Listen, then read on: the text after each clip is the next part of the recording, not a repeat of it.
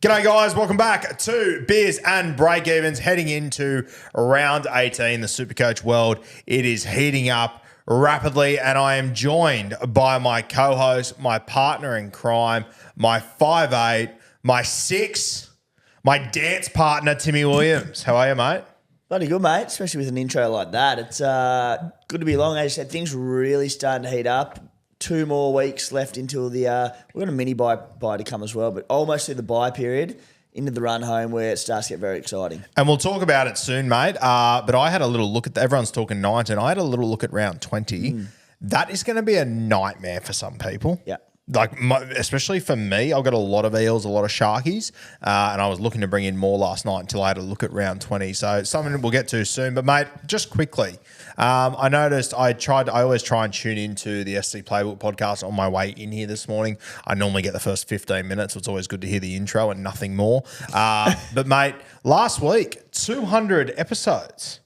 Yeah. Dizzy Gillespie stuff. Raise the bat. You'll get that reference, Kathmandu. You're a big cricket guy. Huge. 200, 2 scunch. 200. I didn't even actually make note of that on the podcast. That's how good I'm going, where I am. But 200 Tuesday night podcasts. Wow. Yeah. That's crazy. Must include. Do you have a? It must include cricket season as well. Because I think, what are we, about year 5 of Playbook or year? Yeah, but you have the pre-season too, so you're probably doing 40 episodes a year? That wouldn't be. Could be, 5 times 40 is 200. You're not far off. Yeah. Yeah, How big good? 200. Timmy, Yeah. do you have a standout episode for you in those 200?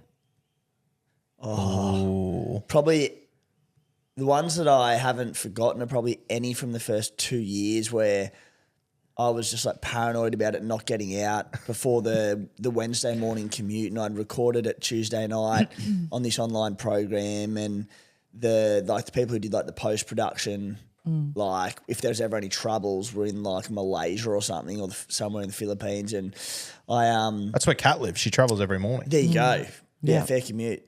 Yeah. And I'd be It's there at like decent. 3 in the morning editing podcast, trying to get it up before like 5, before people are on their way to work, and I was up all night, and just any of those horrible ones. So to be actually recording out of a studio now, life's good. Now, on another note, that's the second time I've heard that exact story in the last 24 hours because I tuned into your Life, Money and Love episode last night. Very good episode. I would highly advise. I don't like Tim, and I want that on the public record, but I did really enjoy that podcast. So I would advise all of you go and have a listen to it. I know Timmy pretty well. There was still a few things that I learnt in there. I think you'd enjoy it too, Catman. No, I will definitely I know you be said you're not a checking huge that fan out. of him before he came in, but I think you would enjoy that podcast. Yeah, but it's a mutual feeling between Tim and I. And It's mutual, I yeah, think I love it. we mask it really well on do. Beers and Breakevens. But I will check out your interview. But yeah, Timmy. mate, I listened to it last night. I really, really enjoyed it. Dill's a good fella, eh? Legend. Yeah, good man, Dill. Legend. Supercoach Nart. Do you like me more or less, having listened to it? I probably like you more, to be fair. That's good to know. In that case, go and listen to it. Go and Can listen to I it, yeah. can I ask a question of you? What was there something in that you learnt about Timmy that you didn't know before? And you can either share it or you can tease it to get people to listen. Oh, no, there was just a few things around like your time at the Telegraph and things you did there that I wasn't aware of, and just how it all sort of played out. Because I think people at home don't realise, like, we didn't know each other from a bar of soap until I sent you a message and we went and got a beer. Yeah. And even then when we did the show, I think that was the next time we saw each other, our first. Yeah, it Beers came and out of Breakevens. nowhere. Came out of Came very absolutely abruptly. fucking nowhere. So, yeah, no, I really enjoyed it. It was good. Dill's a fantastic fella. I know that, like, when I was starting the Patreon, I planned that over like 18 months trying to get my ass into gear, and twice I was coming home from country tours thinking about it, and I rang Dill on the way home and spoke to him for like 40 minutes or so. Very, very good fella. He's always had a lot of time for me. He's a very good guy to have in your corner, Dill. So go check out his podcast. He's had a lot of cracking people on there. So a very, very good listen. Now, enough compliments for Tim, because I did beat him this week and I want to bully him about it. I'm going to be completely Great honest start, with though. you. I really enjoyed this intro. Yeah, enjoy it. Enjoy it while it lasts, kid. Now, how did we go on the weekend? I might start with you, Kat, because you had a pretty good week. I did have a good How'd you week. go? Talk to us. I needed a good week, and my total score was 1168, which pushed. Cat. Did you top Yeah. the round for Beers and Breakevens? I think so. I think I No. Would No, have been you, Rue, just, I reckon. just okay. I think I might be a few points ahead of you. 1 second, I was just loading. Oh, I got 1,162. What'd you get? 1168. Yeah, you got it. Yeah, nicely done. Nice. There you go. Well How done, good's man, that? It's been a while. It's nice to be back. But yeah, good week. I only got in Britta Nicola. I still have 19 trades. You'd have to be an two idiot roos. not to own him by this point. Like Yeah. you would have to be one of the greatest dumbasses to ever exist if you don't own him by this point. And I don't know how else to put that. How'd you score, Timbo? I went all right, 11:31. So Yeah. saw a little bit of green arrows. Went up 1,000 spots to 10,100 I am. So need to be making bigger movements from there, but I'm also not going to sit here and whinge too much about seeing some green arrows. So not a bad score, mate. And around the Nicola, it was funny. It's a weird week the way last week played out. Firstly, it was an absolute debacle with players out, players rested from Origin. It ended up being a pretty tough week all round. And my two trades I was bringing in were Nicola and Greg Marju, who we sat here in the Stat Deep Dive last week, had a great chat about both of them. So I was very keen on both of them. And because I thought I was going to be short on numbers, and then Pappenhausen got ruled out, so I had Suafar Longo versus the Raids. I'm like, sweet, hold him. Yeah. And then the other one was Kaipis Paul. When Dylan Lucas got ruled out, he went into the starting team. I'm like, sweet, I've got another gun starter. So off the back of it, I held off and didn't make any trades, which I'm stoked about, don't get me wrong. But I'm also, Nicola and Margie killed it. Yeah, for sure. Yeah, it was an interesting week as far as that went. Hasn't Sewer been an interesting guy, Supercoach wise? He's had some very good scores in there, but when he gets his opportunities, I always think he's just gonna go 100 plus every week, and he just doesn't quite seem to find it. And like, I'm criticising a guy that's had scores of 90, 63, 89 in the last 7 weeks. Yeah. So maybe my expectations are a little bit too high, but yeah, I don't know. I just thought he would. I thought by now he would have hurt me more. As an owner, like, I got him at 339K before he'd had a price rise. He's been just absolutely rock solid since. I didn't play him for his 33 off the bench last week or the week before. He's been nothing but good for me. But I'm with you, mate. I have been waiting with a few softer games there. I've been waiting for 130 there for the Storm to blow a team out of the water and for him just to be on the end of everything. I think what it is that having watched him very closely, he's got this incredible raw talent and raw speed, but he's still learning the game so much. Just like the timing of sweep plays and where to be. You watch like Pappenhausen and the experienced fullbacks in the game, Clint Gutherson, who's terrific at it, getting those sweeping plays out in the back line. He just doesn't exactly know where to be just yet. They're still getting the timing right between Hughes and him, and because of that, it's just giving the defences opportunities to get across and cover him. Once he gets that timing right, he's going to be a Supercoach stud for a long, long time to come. But I'm with you. It hasn't quite hurt you as much as it should have. Tell you what, and it's probably more of a bloke in a bar conversation than a today conversation. But with Sewer, it's interesting. Like, I feel the same, mate. I feel like he's not quite chiming in on, and his timing isn't perfect on those sort of. I think it's a very good point. And when you think about him, because he grew up in Melbourne, he came through that system. Probably hasn't played in teams that are at a high level as like the junior grades growing up in Sydney and whatnot. So it's an interesting talking point. I scored 1,162. So just got done by Kat, just pipped Timmy. This is a big week for me, Tim, because I didn't have Teddy. And this was the week I just had to get through. This was the week that I thought if Teddy does go nuclear, everyone will captain him and this could finish my season.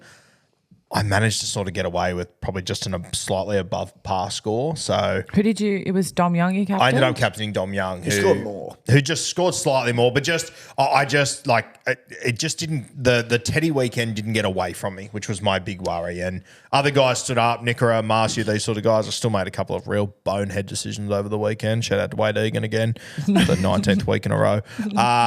But yeah, this is the weekend that I just needed to get away with, I think. Awesome. Yeah, I think there's probably a lot of people in the same boat. From the Teddy perspective, yes. But it was funny. We were texting during that game and Teddy was on a fair few after not long, and I said straight off the bat that Manu was getting that early try assist. Teddy got awarded it. Yeah. And I was like, no, it goes to Manu. And then when it updated, they gave it to Manu and it changed the scores quite significantly. So, yeah, you got away more than fine, mate. So I've got 15 trades left. I've got 830K in the bank, and I'm currently ranked 7,799. As the age-old saying goes, if you're not in the top 7,800, you don't know what you're doing. So I've snuck in there. Your rank right now? 10,100. 10,100. I've got 17 trades, which is excellent. Essentially, we're on par because you've got 800K in the bank. That's 2 trades. Probably 3 to be fair. Fair. It's a lot of money. Yeah. And Kat, your rank right now, what are you like? Was it 22? 27,221. Okay, and 27,221. the age-old saying, if you're not in the top 27, exactly right. We've said it forever. Very good. All right. So that's where we're sitting as it stands right now. Trade's going to be very interesting over the next few weeks. Should we get stuck into Team List Tuesday, Tim? Oh, no, wait a minute. We've got to talk about the weekly winners, Tim. Yep. We have to. Have you got them or not? I'm about to have them. On that note, there are footballs and hats coming out to you guys. You can see me and Tim have got the hats that are going on sale tonight, 6 p.m. Now, you might be able to see the minor detail on Kathmandu's melon. She's actually got one of the weekly prize winners. There's a slight difference there. One lucky gentleman might be able to get a couple of Kat's hairs in her in their prize. So, lucky for you, I went easy on the makeup today too, because you'd be getting a bit of that as well. a bit of face as well. Yeah, a bit of my face. Love that. Hats, guys, rugbyleagueguru.com.au. They'll be live tonight on the website at 6 p.m. There is limited stock. You will have to move quickly. These will not be coming back this year, so 6 p.m. be on there quickly. A decent amount of numbers on there, but I would predict these will go pretty damn quickly. So if you want one, I'd advise you get on there at 6. If you got footy training, get your missus on there. If you don't have a missus, get your mother on there. Get someone on there. Shout out to Ella Kazmar, who last year for merch, her mum came on and brought multiple things. Shout out to Debbie Kazmar, one of the greats as well. So Did not think we were going to have a Debbie Kazmar shout out on this podcast. Well, I think that's what's been missing from the podcast all year, to be honest. I think we need more Deb Kazmar. Yeah, I've been waiting for you to bring her up. 100%. 6 p.m. tonight, rugbyleagueguru.com.au, Beers and Breakevens hats. They will not be coming back this year. So make sure you get on there and grab them. They look great, Timber. If you're listening to the Late Show at 8 p.m, it's too late. It's too late. And I'm going to let you know on the Late Show too. So brace yourself for that, guys. Move quickly. They will not be coming back. They'll be sent out this week and coming your way. Best of luck. Godspeed. All right, let's have a look at the winner this week as it loads. The winner this week. Geez, Quinton's still leading overall, doing good things. Is he leader of yours as well? Mate, he's the leader of everyone. Oh, is he number one overall? Yeah. Love that. We've currently got the first, second, third, fourth, and sixth overall in Beers and Breakevens, mate. Also, the number one league ranking. Yes. How good's that? Love that. Wow. Yeah. Unreal. Fantastic. Don't know That's how that great works news. when you've got 15,000 people in it, but we'll take it. Yeah, no idea, but I'm not going to let it slide. No. I'm taking it. Now, shout out to Michael, who's the coach of the Ryan Gotenhausen, who top scored this week with a score of 1,358. And isn't this a good story? He's actually ranked 63 overall, Timmy. So I'd love to know where he came from the week before. He could have. It's a very, very good example for all of you out there. That one week can turn everything very, very quickly. So quickly. I've been waiting for that 1 week for 16 weeks. Michael, can you please reach out to Tim, myself, Kat, or put it in your email? Let us know what rank you were last week. I'd love to know how far you jumped to get to 63 this week. Very interested. Michael, send us an email, brother, beersandbreakevens@gmail.com. Put your address, where you live, where you reside, where you sleep. And we can send that out to you. You get a Steeden Beers and Breakevens Football Limited a dish. Timbo's got one Probably there. could have pumped it up, but we didn't. So, bit easier to send flat. yeah, it is easy to send flat. They're mad. They're such good quality footy as well. They're good gear. They are great. Shout out to Steeden and Slade Duke of greatest name of all time fame. Fucking wizard, my man. My neighbour, apparently. Yeah, he lives near you, doesn't he? Yeah. Does he out. play Supercoach? Can't remember what he said. I don't think he does. I don't know. He He seems- said, I think he plays the other one. Oh, Oh, he does too. Yeah. What a loser. I huge fan of Slade Duke, huge fan of Debbie Kazma, but let's talk some footy. Let's talk some footy. Yeah, fair shout. Send an email, Michael. We'll get you sorted. All right, let's get stuck into team list for this week. We've got Thursday night at Combank Stadium. The Eels and the Bunnies. I'll be out there at this one. For the Eels, Jake Tungo makes his debut. I believe he's actually the older brother of Isaac Tungo, so he's come from the Panthers to the Parramatta Eels.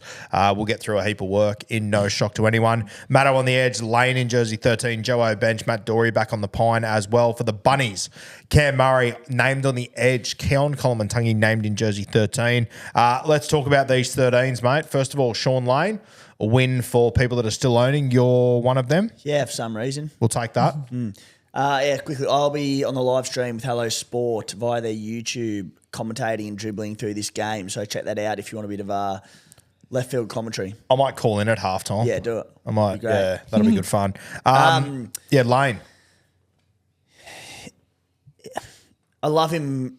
It's funny. I much prefer him in the middle, Supercoach wise. He's plotting on the edge. Yeah. And I actually like the move to put Madison on the edge and Lane at lock.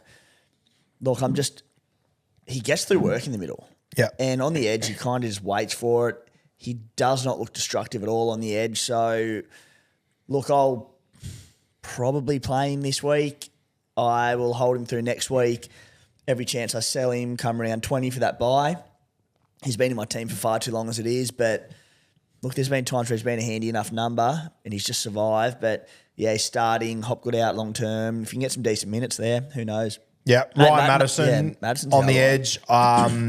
Mate, I heard what you guys said on the SC Playbook last night, and I completely agree. I think it's a wait and see at the moment. Yeah. You just never quite know his role. Like, it wouldn't surprise me at all, mate, if Sean Lane starts on that edge and Matto's at 13 again. So just a wait and see job. It is.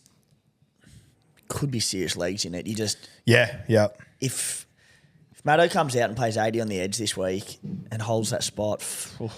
I'll tell you what, the one that almost looks the most locked in out of all of them is Bryce Cartwright to me. And I had a very deep dive on him last night. And if I wasn't completely butchered for round 20, I almost brought him last night. He's been flying the Cardi party, doing good things in a team that I think is going to concede a lot of points on the run home. So they're going to have to score a lot of points. Bryce can move that seed. Bunnies, Cam Murray named on the edge, Keon Colomantungi in jersey 13. My big concern here is, Tim, I was very keen on Keon, and last night probably helps the situation. I am still worried when Jairo goes to have his surgery in 1 week, 2 weeks, whatever the hell that might be. It's very soon. I'm worried that Keon could still move back to the edge.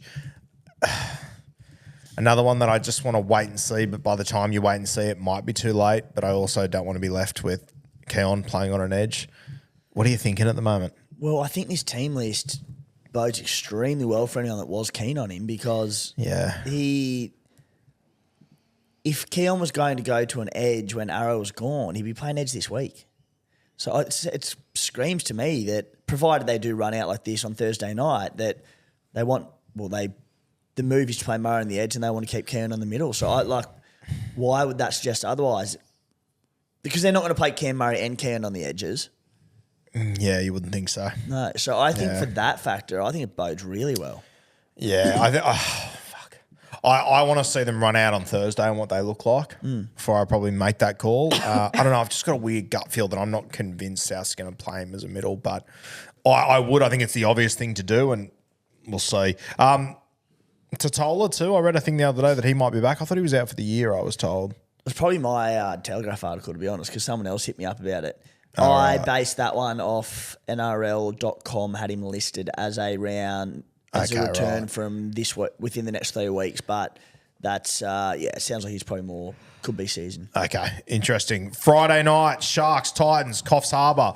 Shout out to the big banana. Sharks, Atkinson jumping on the sting. Cartoa out for the Titans.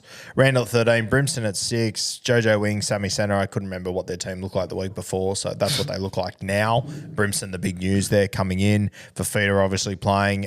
Anything to touch on in that game, mate? No. Not really.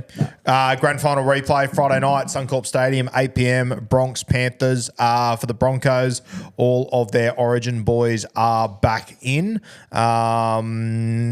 Tony Staggs, I believe he's got a funeral to attend this week, so he will not feature this week. Karapani on the bench again.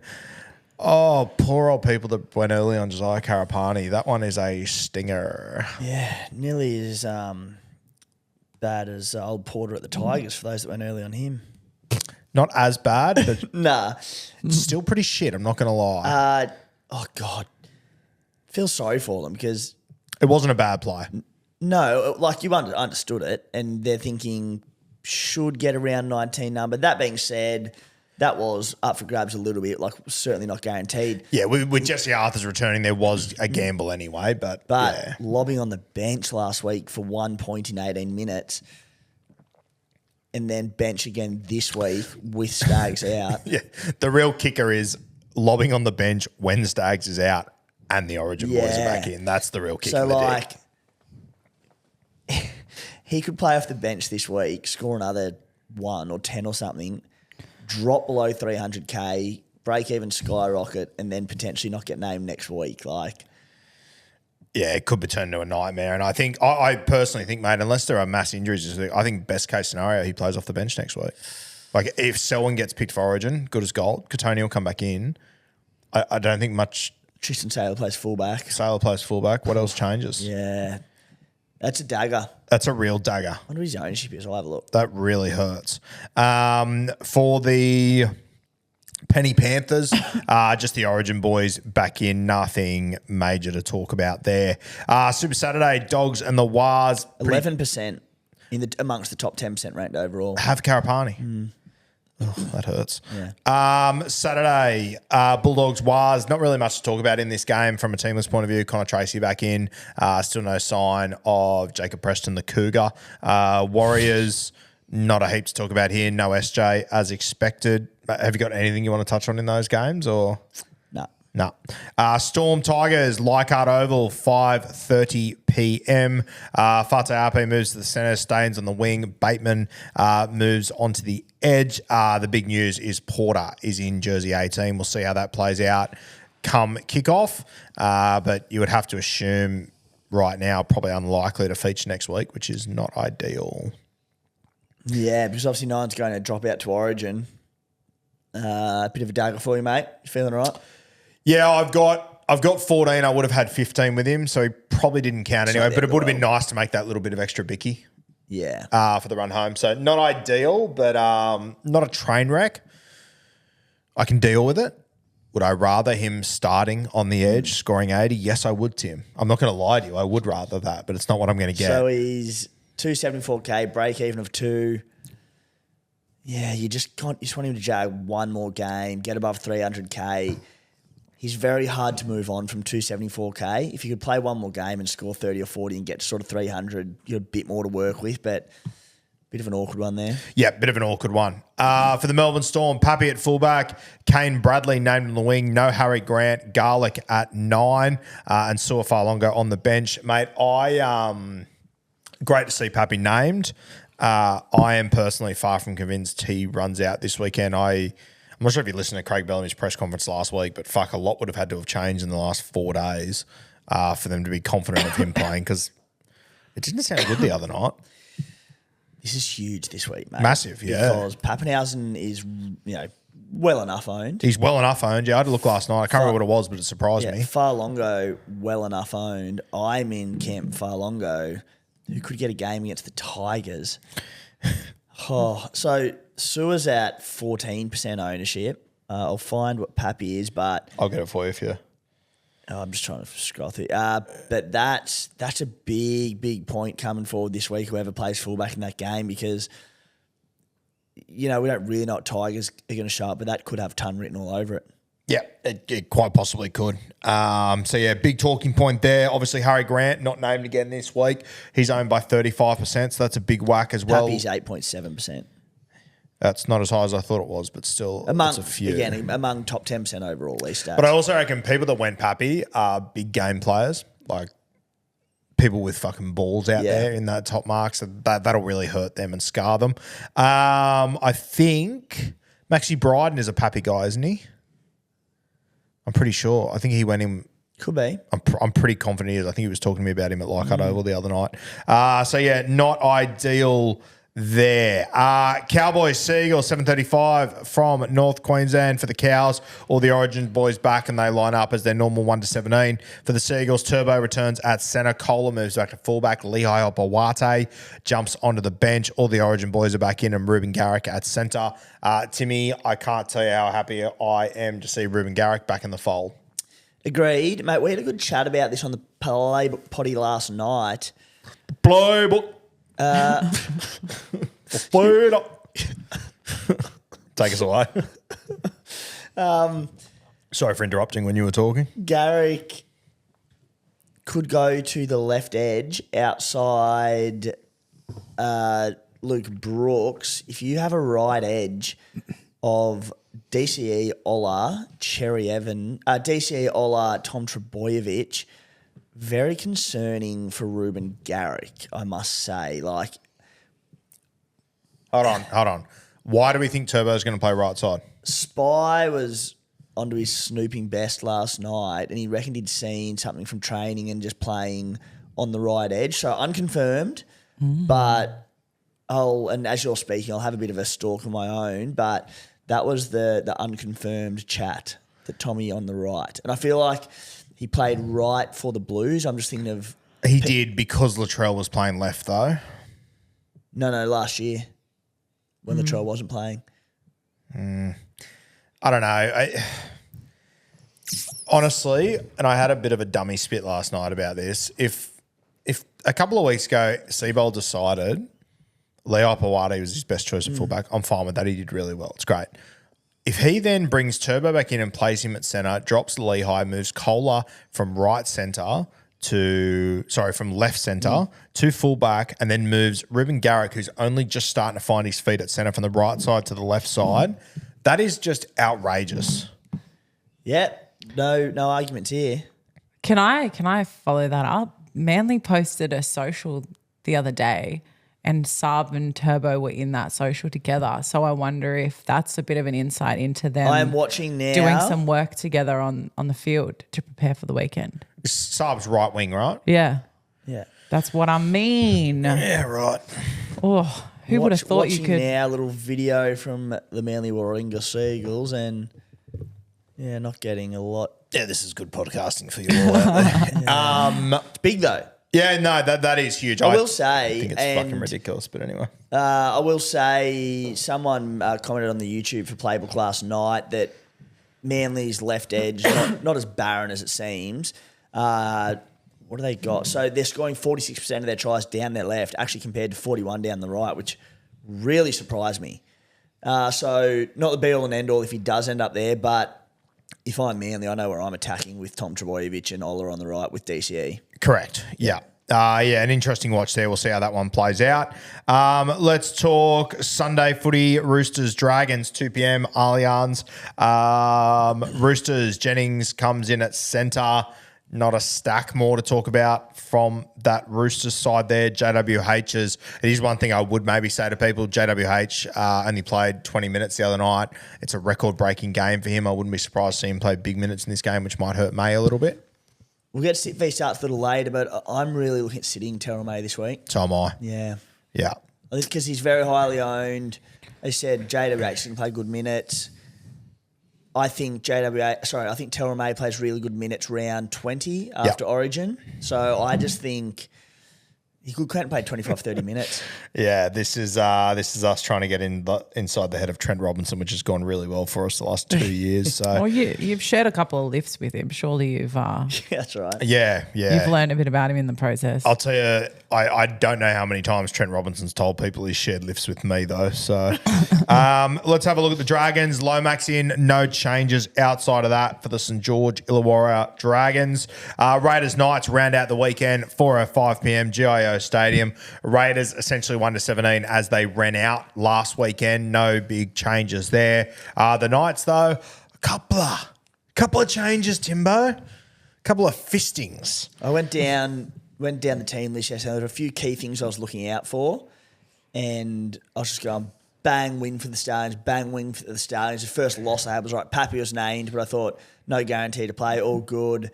I was going, these teams couldn't be any better for me. And then we got to this. And my God, did we get to this. I'll be honest with you, Tim. I had lured myself into a false sense of security, I think, thinking Barry Toohey hasn't said he's back. Physio's told me he's not back.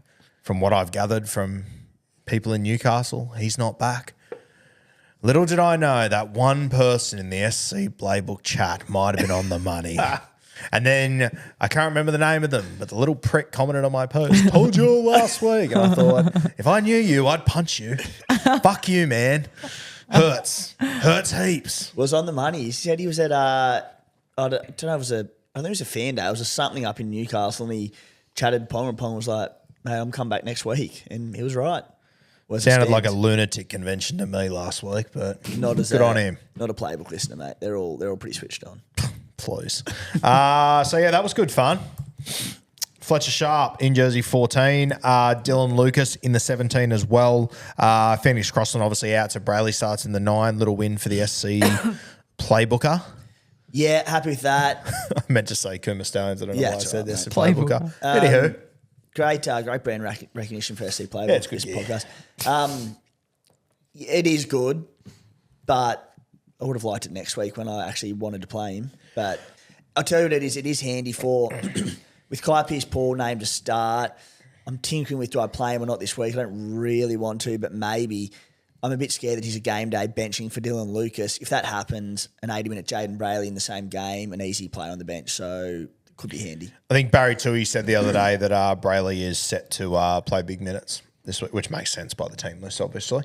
But yeah, well, there's no. I mean, he's playing 80 there. He's actually probably a pretty good play, Jaden Brayley. I think he's a very good player.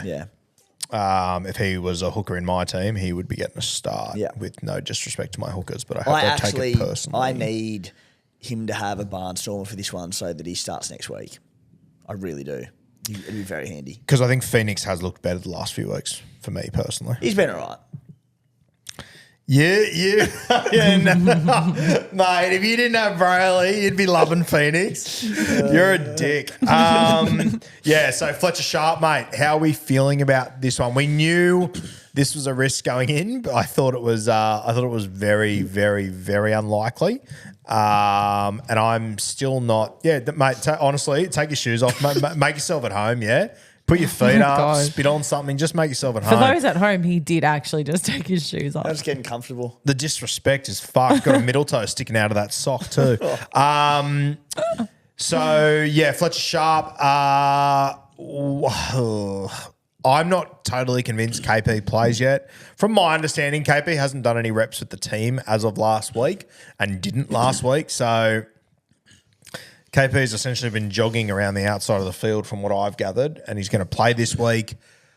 Dare I say, Tim, if he does play this week, I think the only reason KP's playing is because there's an Origin around the corner and there might be a 17 jersey up for grabs. The only person on same as you, every report I've heard that thought Kalen Ponga could play this week is Kalen Ponga. Yeah. So as a biased Fletcher Sharp owner, I'm just sitting here hoping that the Knights are just like flattering and playing to Kalen Ponga and naming him this week.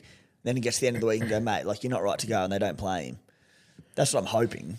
Because, I just... It's a bit of a double-edged sword because I think if KP plays this weekend, with all due respect, I think he could tear the Canberra Raiders a new arsehole. Get picked for Origin. Which would lock Fletcher Sharp in for a round 19 fullback spot. When we want him.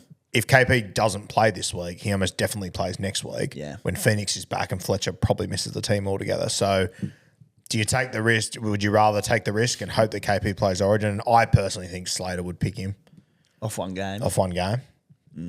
It's KP's and his role is going to be very limited realistically. It's a fast track up there at Suncorp. Yeah. I know as a New South Welshman, I don't want him anywhere near that fucking Maroon side. Especially when it's between him and Kurt Capel. Right. With all due respect to Kurt Capel. Yeah, Billy could definitely do it. I wouldn't mistake him for Kalen Ponga in the street. So, yeah, I don't know. Very interesting situation there. Not ideal. Anything else to touch on there, mate? We'll try and keep an eye on the Brew Crew and SC Playbook. As soon as we get some information on Kai Pearce-Paul and what his situation is, we will let you know. But, yeah, Fletcher Sharp's going to be a big old watch this weekend. Blue Wealth Property, our major sponsors for season 2024. They've been with us for a couple of years. Blue Wealth Property doing great things. They've got a few events coming up that you need to wrap your paws around. Tuesday, the 16th of July, Rent Vesting. That webinar is at 7 p.m. Now, I know rent vesting reasonably well, but my little partner in crime, my 5'8" here, he's a bit of a rent vesting connoisseur. Talk to us. Yeah, mate, I know everything about it. So you sit there and go, oh, look, I want to live in Wollongong in the future. I love Wollongong, the Illawarra, great area. But you go, is it a smart place to buy at the moment? No, it's not. So you go down there, you buy a property on the Sunshine Coast or Perth or wherever Blue Wealth Property tell you to buy, where it's smart to buy, but you live in Wollongong and you rent there. You rent where you want to live and you buy where it's smart to buy. That is some smart footy, and that's what Sam and Hannah have done. They were on the show the other day. They've gone through Blue Wealth Property, brought their property in X. Can't remember where it was. Probably shouldn't say anyway. But they're doing great things. Very happy with their investment. And I think they're already loading up for another one just quietly. So Yeah, iron off Cooma. Absolutely booming. yeah. Now, Thursday, 18th of July, this is 2 days after, got the Australian Property Market Update. That's a webinar as well, 7 p.m. Find out what's happening in the Australian property market right now, where to buy and how Blue Earth's research methodology works to identify these investment opportunities. Big word for me. Tuesday, 23rd of July, Wealth Through Property webinar, 7 p.m. Learn everything you need to know about building wealth through property and how Blue Wealth use a research process to identify the best investments for your financial future. Get all the info you need to create your wealth through property. That's the one I would advise. That if you haven't got stuck into any Blue Wealth content so far and you're looking to dip a toe in the pool to see the temperature, that's the one to go to. Tuesday, the 23rd of July, Wealth Through Property. It's a webinar. You can get on the dog and bone, jump on the computer, whatever it might be, sit at home in the pajamas, get a bit of popcorn, maybe a pizza. Yeah, if you're feeling rowdy. What pizza would you order? Meat lovers. Meat lovers. Not bad. Don't mind that. Kat, what would you get? Oh, depends where, but I'd go Jesus, for Kat, what pizza would you get? I Don't like- waste my time. I like a spicy pepperoni. Spicy pepperoni. Yeah. I like that. Good shout. Get whatever you want. Eat whatever you want and sit down What and would just you get, take it Roo? in. Crust pizza, chicken peri-peri. Mate, I was about to say Stop wasting my time with stupid questions, I was about to guys. say chicken peri-peri as well. Good Oh, shout. unreal. Have one for Origin. We'll have another one for Origin 3. Great gear. Might have to order some pizza Right now, like this afternoon. I'm not opposed to it. I'm so hungry. and for the right love now. of God, can Crust sponsor something? It's about time, isn't it? Yeah, right. Us? We are Ideally. overdue. Well, 'Cause you I don't know care what? about you. I want a sponsorship. They also, well, they have all our favorite pizzas. I know. They've got them all. Got it all at Crust. Reach Not out. sponsored. But this is actually a sponsored subject for Blue Wealth Property, so we'll get back on Yes. course here. Yep. Wealth Through Property, that is sort of, I think it's like their hallmark. It's the introduction that is just everything you need to know, right, Timbo? Yeah, mate. The one that you need to tune into. So Tuesday, 23rd of July, there are links in the description, guys, for all three of those. So use those links to sign up, and then you can go from there. All right, my favorite time of the week. Tim's Stats Deep Dive. Take us away, big dog. All right. Mulatalo, Ito, Cronulla Sharks, left edge. I think we're about to go on a little bit of a myth-busting journey. Yeah, it is. It was actually another alert playbook listener who flagged it to me last week, talking about Mulatalo, and all the talk was that with Trindle out, he scored poorly, and the run of tries that he went so hard on early in the season went flat. Yeah. And they said, well, it's also coincided with KL Iro. So then you're sort of thinking going, I mean, he scored 41 on the weekend with a try assist against the Doggies. Granted, it was in wet conditions, but so I had a bit of a look into Mulatalo and Iro together.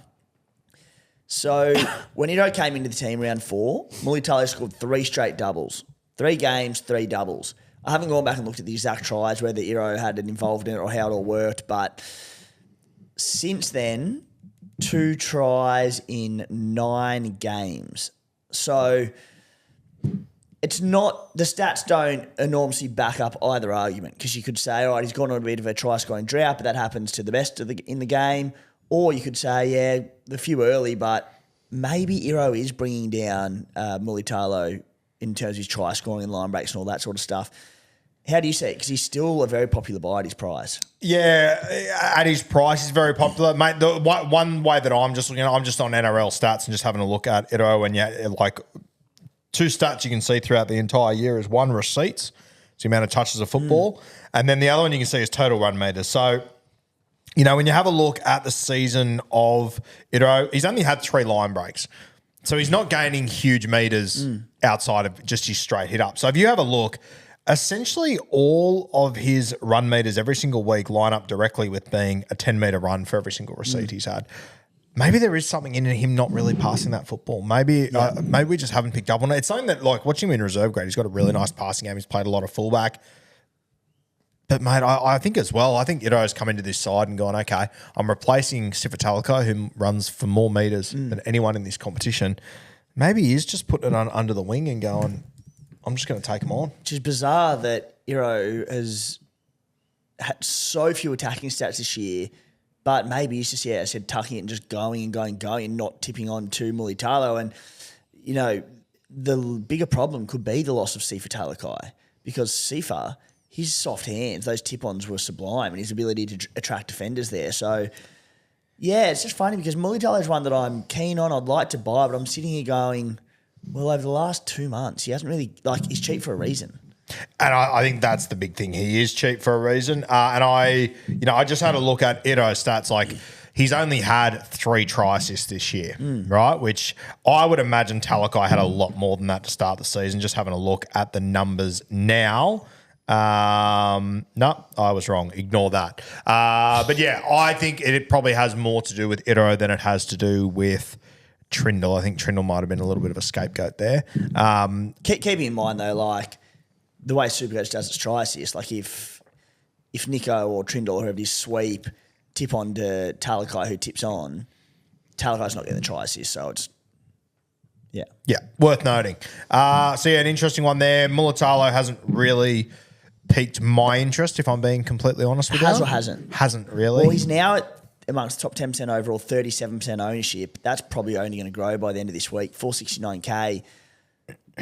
In no way in the world is a bad buy, because their draw is very soft. They have the round 20 buy, but they play next week, so you're not going to go wrong. But there could be some low scores in him, especially if the Sharks do fall off a cliff a little bit. I don't think it'll happen, but it could. I'm just going to sit on my hands a little bit with Ronnie at the moment, I think. I'm not going to get. I don't know if you'd call it an anti-pod play. He's probably not owned by enough to call it an anti-pod, or is it? What do you think? 37% is pretty high. Okay, I'd call it. Yeah, for sure. I'm not going to go him. And mate, I've already, as I said, that round 20 buy is looming for me, and I've got a lot of Sharks. My boy Jesse Raymond owned by 0.6% of the top 10%. Very nice. There's only 4 teams in the top 1,000 that have him. He's a proper Potterella, Jesse Raymond. We call those ones. Super pod. Okay, interesting chat about the Sharkies there. Olakau'atu, he has caught my attention, mate. I am keeping a very close eye on him. I think a lot of people will go to Keon. I think a lot of people will be looking to buy Angus Crichton. Some still need Fafita. Olakau'atu's caught my attention, especially if Turbo's playing right side, like you're saying. Yep. I was going to buy him this week. Yep. But now that I've probably lost Fletcher Sharp for next week, I can't remember off the top of my head, but I may have lost another one for next week as well. I'm just a little bit conscious of numbers there. I do want to have a full team on deck, and I should be fine, but originally I was thinking I'd get Olakau'atu in at a bargain rate, $598K. So he's bottomed out after that 13-point game against Penrith a few weeks back where he got injured. Disregarding that game, he's averaging 75.45 this season. In those games, he's averaging 5.1 tackle bust per game. Probably won't play great minutes in Origin barring injury, so should be backing up fine in round 20. I think he's a steal, mate. I think the question is more when, not if. Yeah, when. Yeah, I agree. Yeah, I will be buying him at some point over the next few weeks. I want to watch Keon this week. I want to see what he does. And then after that, round 19, after Origin, Olakau'atu is going to be on my radar big time. Yeah, I'm thinking lock and load round 20. I'm not against anyone picking up this week. Just be conscious of numbers next week. I'm sort of, the way I'm sitting at the moment, Timmy, I'm thinking I might sit on my hands this week.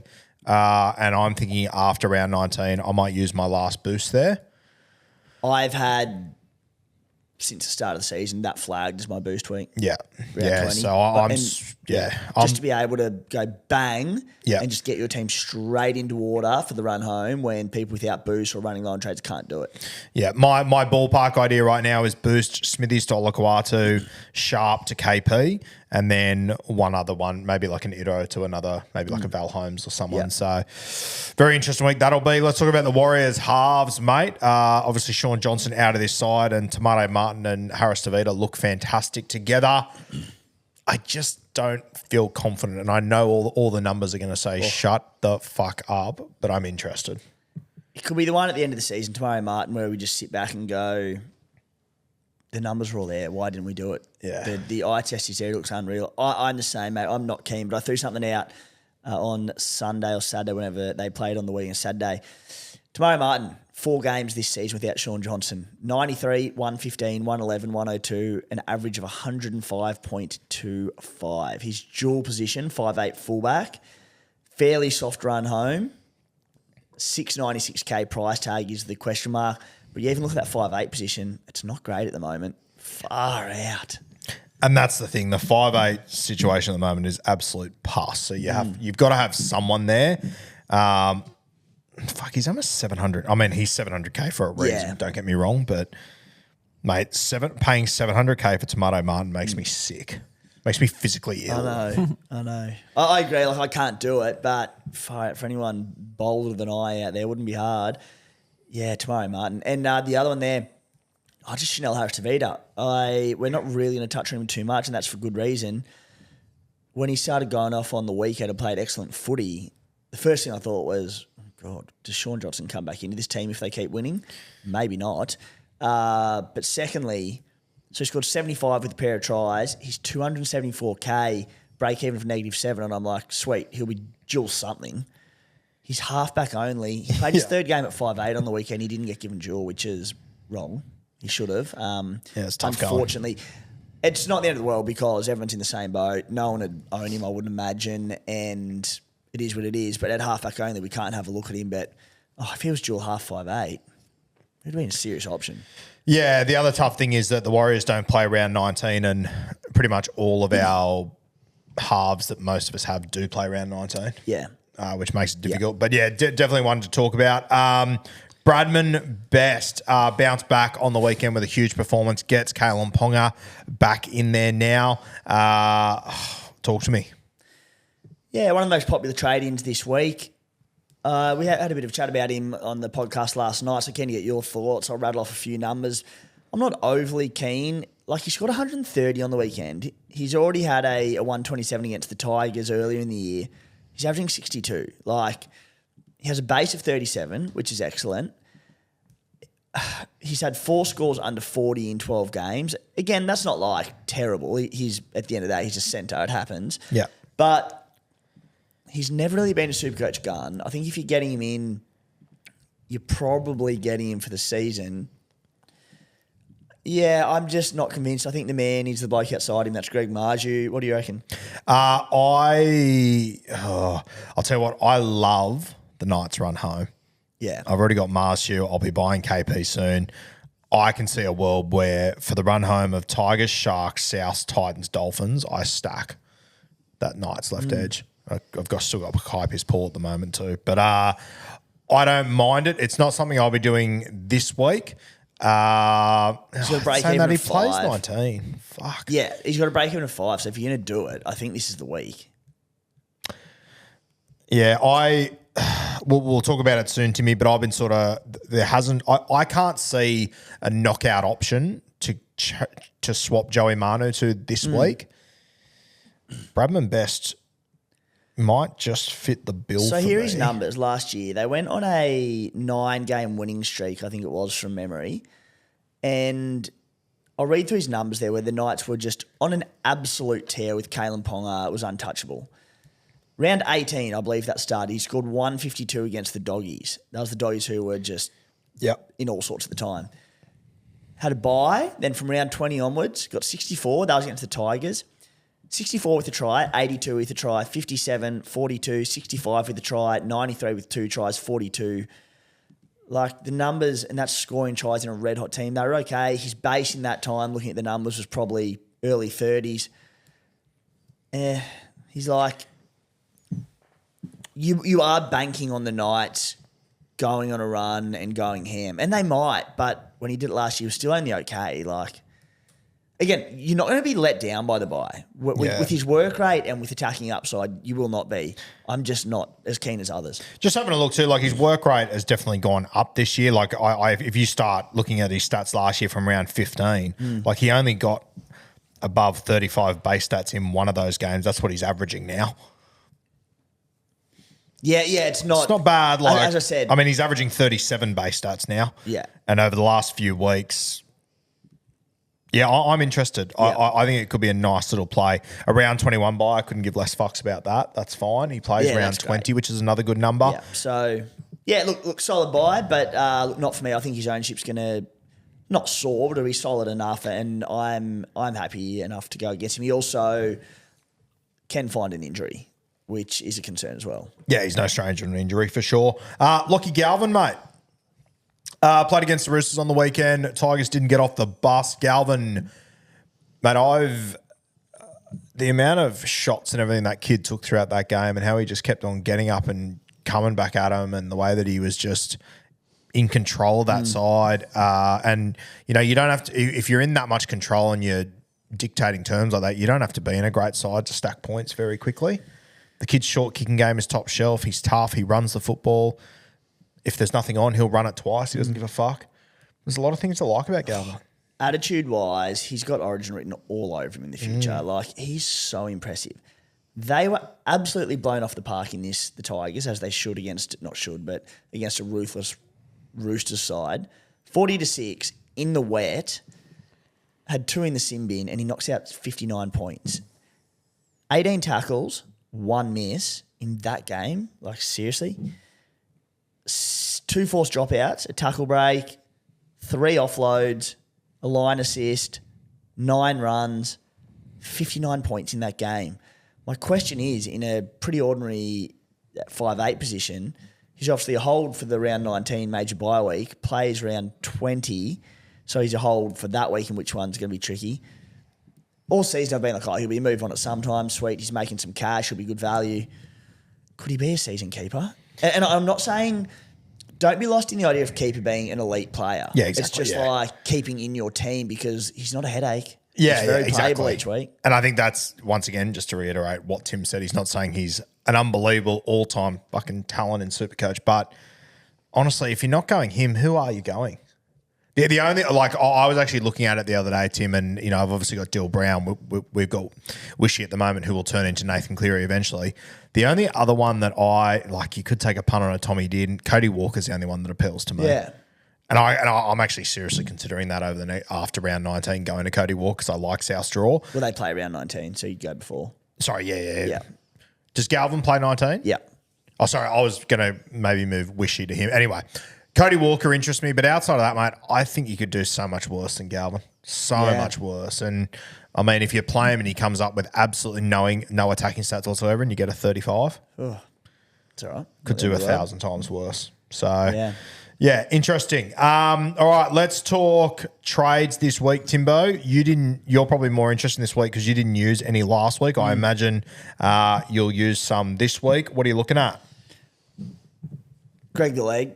Yeah. Not letting that get away from me again, especially after spruiking him and he ton last week. I'm like, if he did that again and went on a run and I didn't buy him, I'd have to retire from Supercoach. So I don't want to. I enjoy it.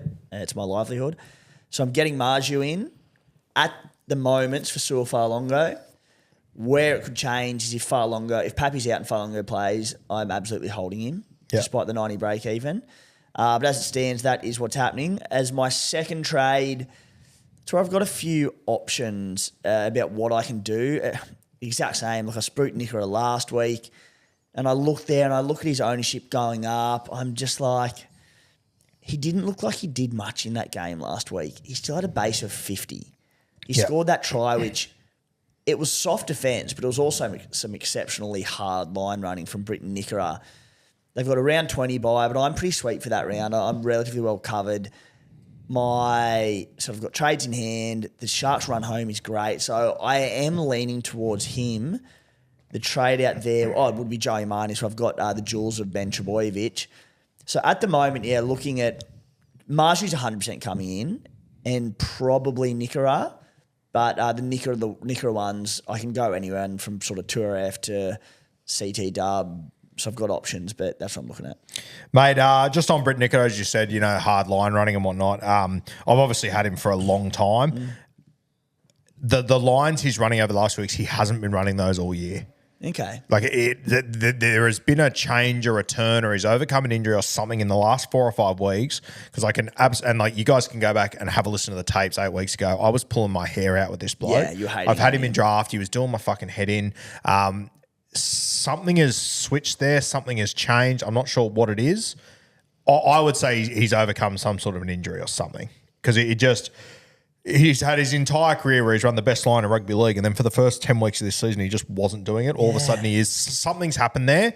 And literally, if you have a look, like I said on the show, I think it was the Brisbane game where I said, he's starting to turn a little bit here. Like, that's his best game he's played. And every week after that, I've said, no, that's his best week. No, that's his best week. He's gone 62, 120, 79. He's looking fantastic. Next 2 weeks, Titans, Tigers, Full strength Cowboys, Sharks. Souths, Gold Coast again. Honestly, like when you have a look at the Sharkies run home, Timmy, who's the best team they play? The Cows?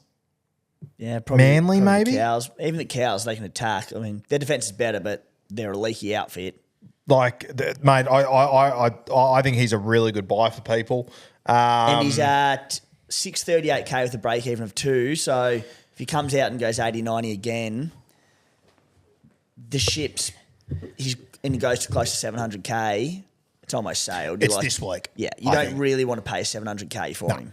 No, I think it's this week. I think it'll be a really good move for a lot of people out there. Any other trades you're looking at, mate? And I think what else I'll do, just the 2. Oh, sorry, just looking at, for now, just those. And again, 2 relatively follow the crowd trades, but Marju, we've seen it. He can hurt you big time, and his price is a joke. So I'm pretty happy with those. As I said, because I've got trades in the bank, I'll see how I go the next 2 weeks, certainly next week. Next week, because I've got numbers, and I think a lot of people will be in a bit of strife, hopefully a week to make some ground up. Said it for a while, but let's see how it goes. If going into round 20, I haven't made a lot of ground up, and I've got these trades, and I've got a boost for round 20, I'll go, screw it. If I'm still sitting 10K, let's get weird and let's do some fun things for the run home. But if I can make up 3,000 spots in the next 2 weeks, hopefully more, we'll see. I can play it differently for the run home in that boost week. Mate, as far as my trades this week, and this is a bit of a shotgun decision, so stay tuned for confirmation. I think I am going to go Bradman Best. Yeah, right. I kind of like it. Yep. I've said for a long time I want to get Kalen Ponga in as soon as he's available. I think he's got a high break even for his first game 170. back. 170. So I'll let him leak a little bit of do-re-mi there. Let Fletcher Sharp grow a little bit. Would you get, if Ponga plays this week, scores 80, drops 100K, 770K, would you get him next week? If he's playing? No, if he's playing Origin, he's not playing Guru. Well, that's the question. Fucking.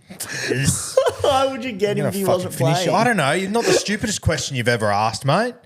Fuck, Jesus Christ. What do I have to deal with, Cat? If he's playing next week in round 19, don't jump down my fucking throat. I would. It depends where if Fletcher Sharp's out of the side, I probably would, buy him straight away, and then I would happily just go all in on that. Well, you got the money to do it, which Knights left not edge. many will. Not many will, and that's my advantage at the moment. I think to be able to go Joey Manu to Bradman Best without really losing any coin. And I just think this week, mate, like this, because I've already got Marshall and I've already got Britt Nickera, like a lot of people are going to have to use trades on those guys. I think I'm going to make a play this week. I don't think it's I don't think it's a bad week to save trades. So like I sort of did it last week, so I don't really need to. But there's 8 games. People have full teams on deck, decent depth. I think you can save this week, assess Origin teams, ins, outs, all things that happen, and then use a couple of trades next week if you save this week. I do think it's a good week to save trades. Yeah.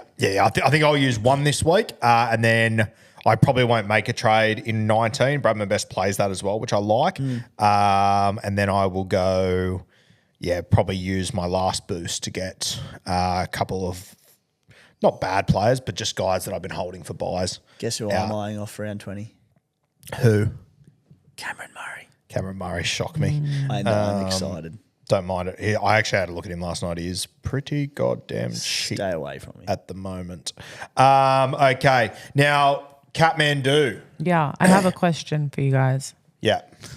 I am one of the many, I believe, who are going to be impacted by JMK. How You long and the is spy. How long is he going to be out for? What's the update there? 8 What to do I 10. need to know? Okay, yeah. So that's he's going to go. So I've got Going. nice. That's good. So Appy is my other hooker. So I'll obviously need to replace JMK. That's kind of like my key concern right now. I've got Fletcher Sharp too as my backup fullback. It's okay at the moment. Yeah, You've which got is enough okay. trades that it doesn't. No. Yeah, It's not the end of the world for yeah. you. But I think just this JMK move is one I'm going to have to make this week. Yep. Do you have Manu? Yeah, I do. That Manu, as bad as that, sorry to interrupt your trades, Cap, but Oh no, I was done. the Manu one thing watching, I was like, okay, cool. Curse of the Stallions and Manu alive and well. Because I had trades up sleeve, depth, and because he was such high ownership, I wasn't that concerned. I was like, you know what? If it's a lower ownership player, you go, damn, why me? But at that ownership, just another forced trade for people. More probably, I wasn't too worried. How much money do you have, Kat? I have 373. I'll tell you what, not that like you probably need to make a move on JMK before that, but I'll tell you one guy, Tim, that I've been looking at the last few days that I don't think I'll be able to get him into my team, but fuck, I'd love Connor Watson as a pod for the run home. I know. Very appealing. Yeah. So he's about 670K or something like that. break even was the main one, 66. So it doesn't have to be this week. You can wait till round 20. Great buy. That's the other thing I think as well, people just keep in mind, like, and I know I said I'm trading Joey Manu, but up until this morning when Bradman Best popped up, I was sort of sitting there going, like, I just don't think you need to make these trades immediately too. I don't Hooker's a really tough one, but with Joey Manu, if there isn't an out and out, like if you've already got a Greg Marciu, if there's not the right guy there, don't just trade for any guy. Wait for the right one to come along. It was literally me. Like, that's what I live by in Supercoach. Yeah. Don't trade for the sake of trading. And that was me Yes. last week. I'm like, do I need to make these trades? I was like, my 17's pretty good. I didn't mind Marge. I didn't mind Nicola, but I wasn't like, like Marge had done nothing to that point. Yeah. Like, I don't have to do this. Yeah. You don't have to trade. And I think like for example, if people were sitting there with 670K in their bank, they're not panicked, but because people are sitting there with an injured player, they start freaking out. Like, just let it sit there. He's not losing money. Okay, It's I'm not. taking all of this very personally right now. No. It isn't about you. I'm I just think joking. in general that people are like, oh, he's injured. I've got to trade him immediately. Kat, you've got 35 trades. This is not about you. This is not about you, believe me. I just like you might come out of Origin. There might be one or two injuries that might flip everything on its head in an instant. You might decide. You might get to the end of Origin, and go, okay, maybe Val Holmes is the guy now. This game changes so quickly. Yep. And if you've used two trades that you don't really want to make, you sit there and you go, why did I do that now that I'm desperate for stuff? Ugh. Yeah, there's a lot to take in. You might find that, in 2 weeks' time, if you're still holding money, Joey Manu, James Tedesco gets injured, and all of a sudden you're going, okay, maybe I've got the Roosters fullback already in there and I've saved a trade. Yep. Like, there's just so much shit that can happen. I just don't think people should rush to make these wild decisions, especially when trades are low. Could be the wisest Supercoach insight you've ever given, Google. I know, it's right up there with them. You're learning. Right up there. Sit V starts this week, mate. Mine has changed a little bit in the last 9 seconds with Bradman Best coming in. Makes life a little bit easier for me. What are you sort of thinking? Who do you want to touch on here? Yeah, so as it stands, I said the big watch on far longer. But if I do make those two, Nicola and Marju trades, and Marju's definitely happening, and pretty keen on Nicola too. My bench will be Galvin, Wishart, I think Lane and Pierce Paul. If we get to Sunday and Piss Paul wasn't to start and got benched, I'd play Brayley, get an 80, should be 80 against the Raiders. So I think that's pretty okay. Sitting, I've got Sharp, Dallin, Ben Trbojevic, Jermaine Asako, Morgan Smithies. God, I can't wait. Smithies to Cam Murray round 20 looks right on the cards for me. Mate, Smithies to anyone looks sensational at the moment. Farmer-Silly, Brayley I'm sitting at the moment, and Terrell May. Just thinking the cheeky little Terrell May sit. I reckon he doesn't play more than 30, maybe 35 minutes max. Yeah, I think he's a good sit opportunity at high ownership. I'm with you. I think it's a very good play. At the moment, my reserves are looking like Marshew, Bradman Best, Galvin and Wishart will probably be my bench, which I'm happy with. That leaves out Kai Pearce, Paul, May and Wade Egan. They're the ones I'm thinking to sit this week, and Fletcher Sharp, obviously. Anyone else you want to touch on there? Or I think May's sort of the big one, right? Yeah. Just for my scenario, if I didn't have Brayley as cover for Pierce Paul, I think there's every chance he does get benched based on the team name last week and how good Lucas has been going. Yeah. I'd probably sit Pierce Paul, but because I've got cover in that final game of the round, I'm playing for the moment. But if you've got a bit of depth and like a decent player to cover, to play instead of Pierce Paul, I'd probably do that. Yep, I agree. Mate, just one name you mentioned there, Jermaine Asako, who moved to the left wing the other day outside Herbie Farmworth, which Herbie just refused to pass him the fucking football. He went back to his old self the other day. Obviously, Jack Bostock's going to come back into this side. I reckon the Dolphins moved him to the left side in preparation for Zach Lomax. Yeah. And then he didn't end up playing. And I just reckon they thought, let's just keep to the plan. It was my lock of the week to score Zach Lomax because he was on Tessie New at the time. I'm just like, he'll hop over him. Yep. Yeah. So I reckon you'll see Osaka go back to the right wing. It was a tough watch. It was a tough watch. It was a tough Could one. not get the ball. Yeah, I texted him and gave him shit about. I think I put Jermaine Osako's head on the side of a milk carton and said it to Tim with about 8 seconds to go in the game. Then he broke about 7 tackles on the last play. In the last 70 seconds, he had an awesome run where he busted up 3 or 4 tackles, then dropped the ball, they challenged, won it, and then he had a line break on the last play of the game. He had like 18 or so points in that last 70 seconds. I'm like, thank God. Yeah, really happy for you. He's the jump time king, to be fair. All right. Captains. El Capitanos. I am one of the, I think it's 11% that own Latrell Mitchell. So he'll be getting a VC for me on Thursday night, which I'm considering a straight C. I don't know if I have the sack to do so. History says no. Although now that if Fletcher Sharp is on the bench, I don't know if I can VC realistically. That hurts. That hurts. That's the thing. But there are a couple of other captain's options that I find very appealing this week. I might let you take those away. Well, which ones are you looking at, mate? James Tedesco, currently among top 10% of overall ranked super coaches, is 61.8% captained. Jerome Hughes at 13.2%, Sam Walker at 5.1%, Dom Young 4.3%, Sir Nicholas Hines 3.4% captain. I am thinking of going the pod play and captaining Nico. Really? Yeah. I'm thinking the same thing. Really? It looks like one of those great opportunities where all signs lead to Teddy in ridiculous form. The Tigers, Dragons, you don't really know what they're going to throw up. I think the Roosters probably wallop them. I just think Nico, he's a man down on confidence, but he's still getting a lot of touches. He's still in everything.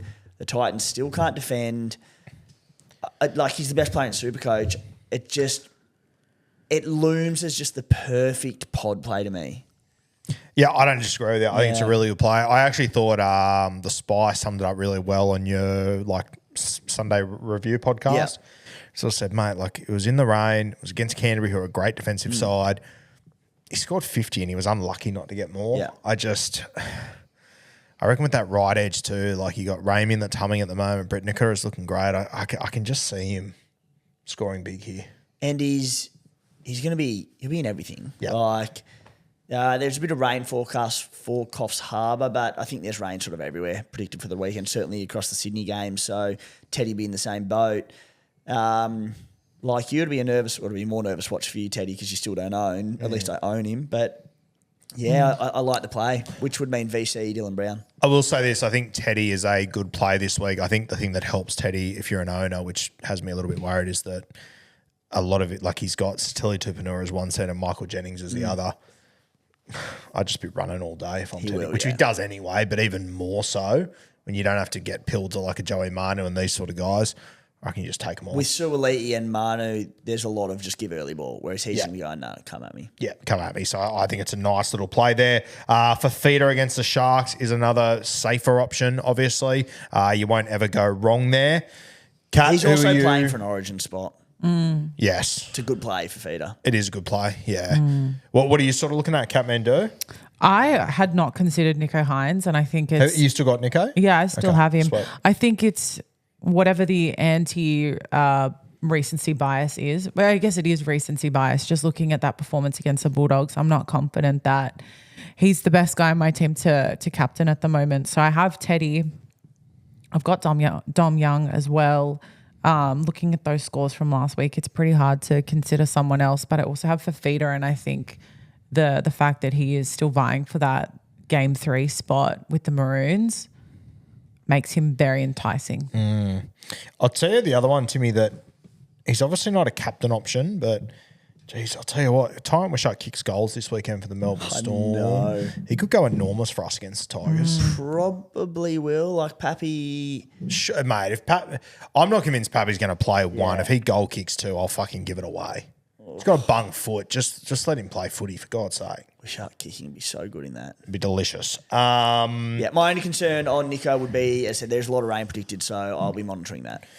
Yeah, and I'm going to be out there at CommBank Stadium tomorrow night. I might arrive out there and do a little,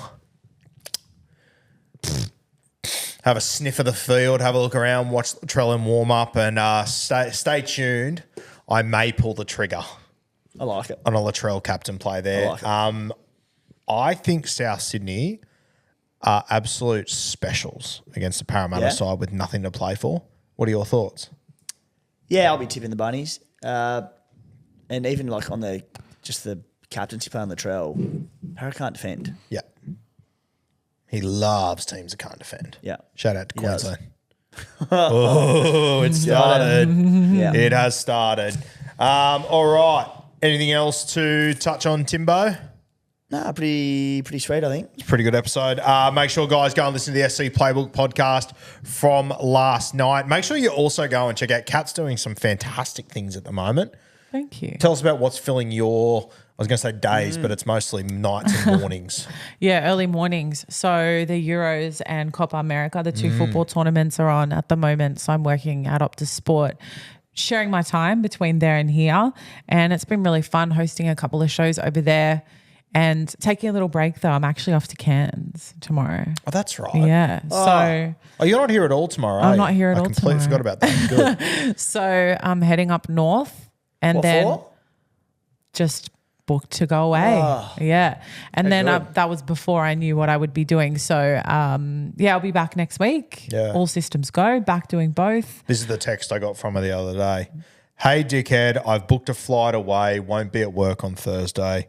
Go fuck yourself. And I just thought, that is just so uncalled for, you know. Very Kat. unlike Kat too. Yeah. Yeah. Didn't see that. You're a bit ruthless. I had a crack at me as well. I'm like, Yeah. we used to get along. I just sent you a text too, Timmy. Nah, she's Kat learning to and Dad. spell Kathmandu. Kat and Dad, what's up with your nose? Oh, no, you missed the one where I referred you to the nose surgeon I went to. Better be good. No, that'll be good, Cairns. We had a couple of evenings up in Cairns last year. Yeah. Last year? Yeah. Yeah. They were big nights. Yeah. Big night. I was actually telling her she needs to go to that cafe we went to on the water. It's super, Oh, yeah. yeah. That was Yeah, unreal. it was great. Yeah. Good knock. Took you a second there, Timmy. It Yeah. was a big weekend. All right. Lovely. We're going to hit the Frog and Toad. Thank you for joining us once again. 6 p.m. tonight. Hats will be live. rugbyleagueguru.com.au. Make sure you're on there. They will move quickly. These will not be coming back. So if you want them, get on there. Be refreshing. Be ready to go. 6 p.m. they will be dropping there. And we will see you a little bit later tonight on The Late Show.